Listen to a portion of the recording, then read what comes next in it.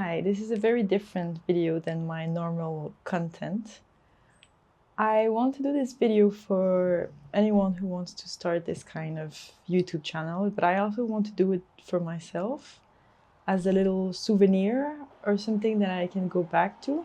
This video will be more like in a podcast. It will mainly be me talking, so if you ever want to do anything else at the same time, you're more than welcome to.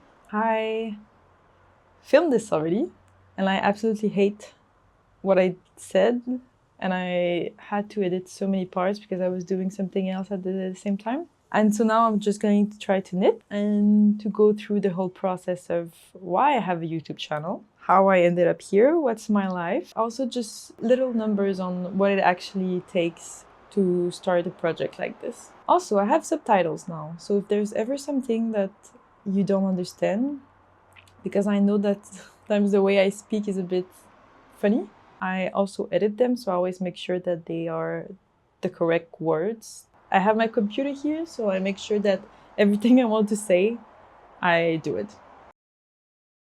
So a few months ago, in I think November 2025, I was having a lovely conversation with one of my closest friends, Marie, and we were talking about future plans. I was telling her that I was a bit lost, and Marie at some point asked me why don't I start a YouTube channel. I don't know, I thought it was cringe, or I thought it was a bit weird that I do this. I have a bachelor, I'm almost finishing my MBA, and so I was like, why would I be on YouTube? But Marie put this little seed in my brain. And then I came back to Berlin and I talked about this a bit more with some of my friends here. And I have amazing friends because they all were very supportive of the idea. And then I talked about it with my roommate again, which I think I was a bit scared to talk about this. And he was also the one who really held me accountable for this project, because every time he was like, so are you filming? Are you doing this? Are you working on this project? When is the TikTok coming out? I started filming with my phone camera, and I think you can do this for a very long time. However, I was raised in a family that from a very early on age, we were not forced, but very encouraged to hold a camera and to take pictures and to understand the light. I have to say that my younger brother is way better than I at holding a camera and dealing with it. And my older brother is way better than I am to be in front of a camera. I think my qualities are, I'm good with compositions. The camera, I mainly always set it up to automatic. But then my father, who's the main photograph in this family, and who also really likes to collect cameras, offered to buy me the DJI Osmo 3 camera. I have the Creative Combo. I really love the camera. It's so practical. It's very nice for people like me who understand cameras, but not so much. Like, I'm not passionate about cameras. When I first got the camera, I adjusted everything by watching a few tutorials on YouTube. The one that helped me the most was this video. She was very clear and it was very easy to follow. Because I got the Creative Combo with the camera, I have also a mic and a few other nice accessories, but the mic is the one that I'm the happiest with after the camera, because I had once filmed also a full video and the audio was so shit that I had to refilm it. If you don't want to buy a camera, I think buying a mic, you can find some that are not so expensive, and I think having a mic is very useful.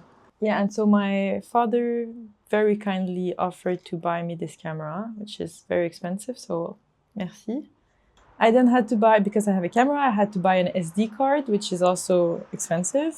And then on top of that, I had to get a hard drive. Hi, I'm editing the video right now, and I realized that it's not called a hard drive, it's called a SSD extern. Apparently it's not the same thing. I have no clue. And now for the rest of the video, I will keep on saying hard drive, but now you know that it's not a hard drive. Thank you. Which funny story, my dad also gave me, but my dad had it in Montreal and we had to find a way to ship it to Berlin. And so a colleague of him was in Montreal and brought it to Berlin, and I then met the colleague. And when I met the colleague, It was very short. He gave me the hard drive, and then he said very loudly, "Good luck with your YouTube channel."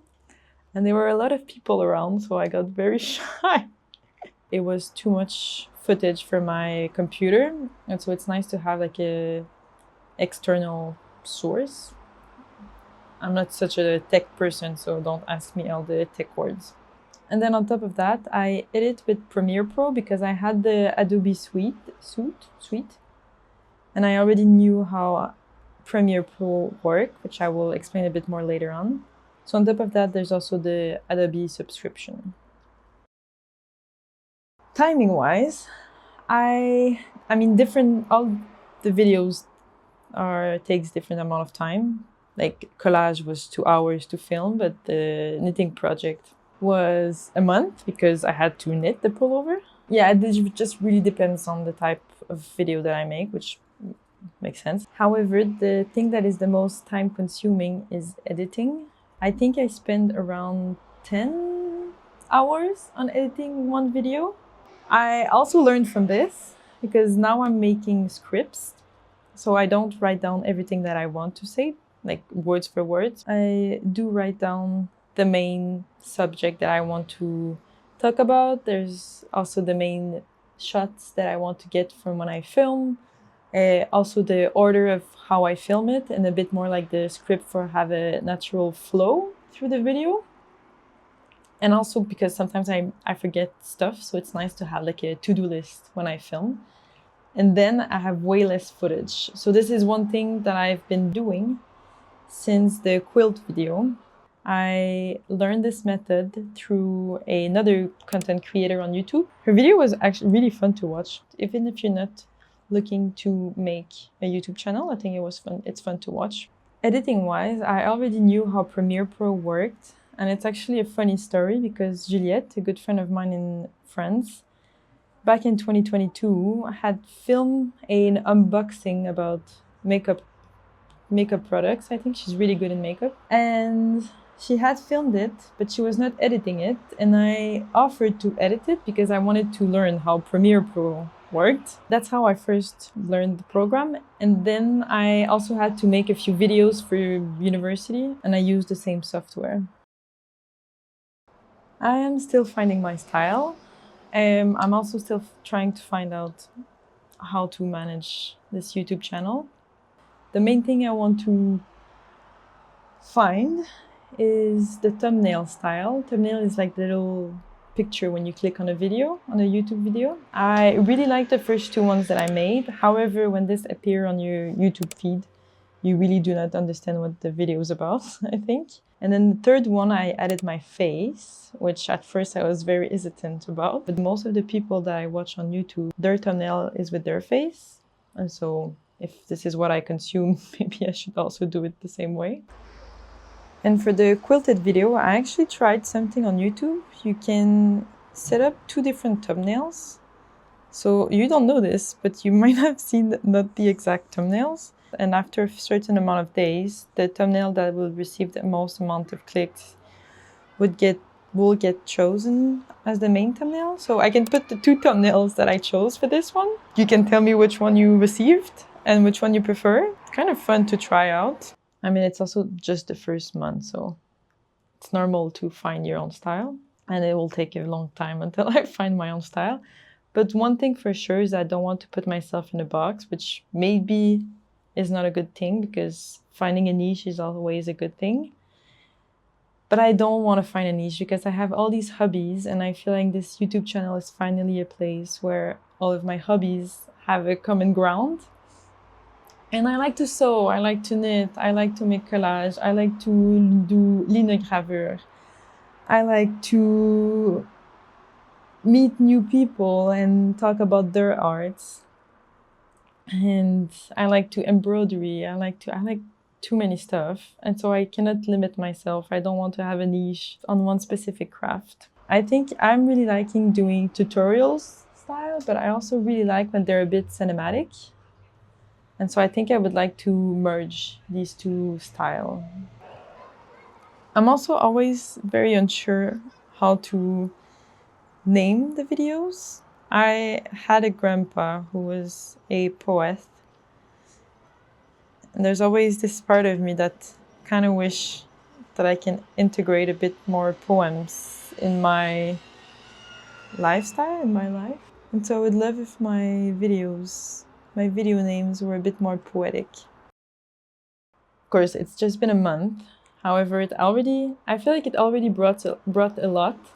I already see a before and after. I have a little side job, but it's not what I'm the most passionate about. I'm finishing my MBA by writing my thesis. My thesis subject, if anyone is interested in this, is the displacement of concrete in residential sector in Germany. Basically, how can we move away from concrete? Yeah, so I have all this free time, and I am applying for a lot of jobs. But right now, if you have not heard about, job market is not so fun. And I've already applied to so many jobs. That's very humbling. If like having a YouTube account is cringe and humbling, try to send CVs in this job market situation. Not fun.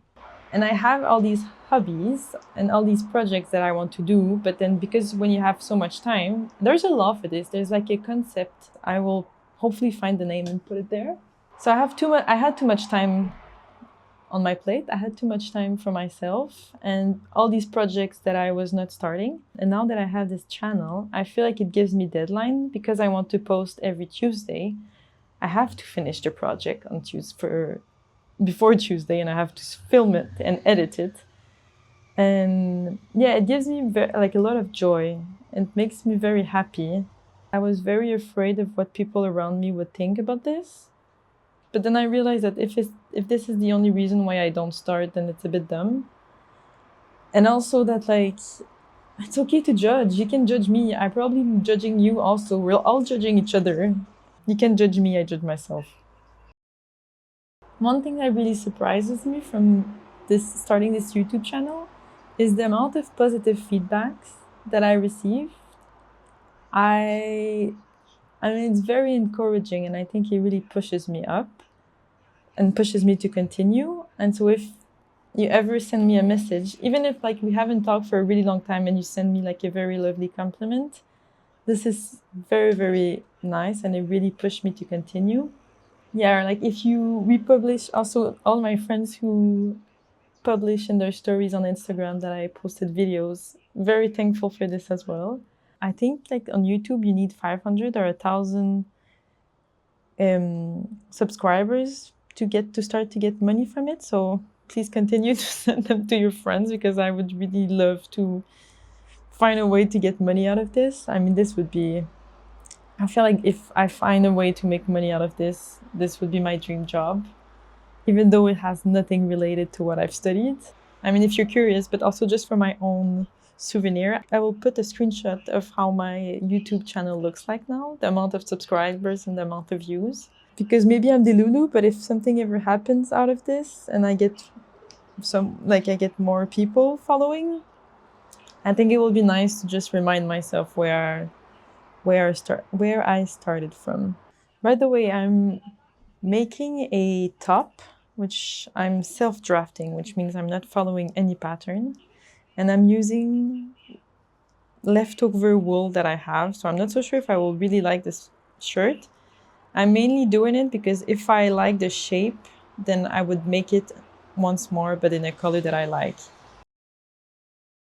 It requires a lot of organization to have a YouTube channel or to film yourself that much, because all the footage you need to organize it pretty well. If you add a music, you also have to make sure it's okay.